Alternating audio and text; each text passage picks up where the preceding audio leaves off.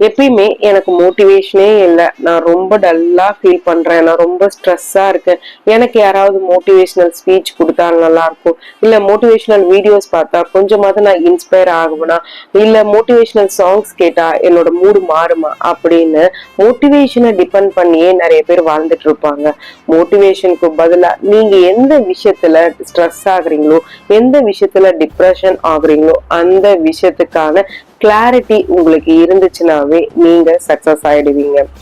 நீங்க எந்த மோட்டிவேஷனல் சாங்ஸோ இல்ல வீடியோஸோ இல்ல ஸ்பீச்சஸோ கேட்டா அது உங்களுக்கு லெஸ் டைம் ஆஃப் ஸ்ட்ரெஸ்ஸையும் டெம்பரவரி சொல்யூஷன் தான் உங்களுக்கு கொடுக்கும். அதுக்கான ரிலாக்ஸேஷன் கிடைக்குமா அப்படின்னு பாத்தீங்கன்னா அதுவும் ஒரு ஷார்ட் பீரியடா தான் இருக்கும்.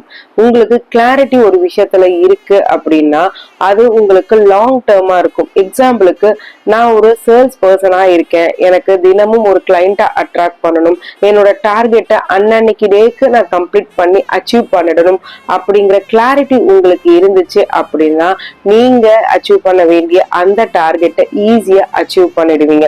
சோ மோட்டிவேஷன் நீங்க எதிர்பார்க்கறத விட கிளாரிட்டி உங்க விஷயத்துல நீங்க கிளாரிட்டியா இருந்தீங்க அப்படின்னா நீங்க அச்சீவ் பண்ண வேண்டிய விஷயம் ஈஸியா உங்க கைக்கு கிடைச்சிடும்.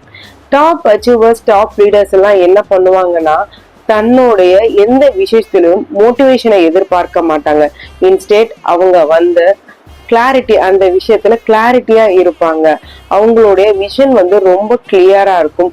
அவங்களே தன்னை செல்ஃப் ஆட்டோமேட்டிக்காவே மோட்டிவேட் பண்ணிக்குவாங்க, இமீடியட்டா ஆக்ஷன்ல இறங்குவாங்க.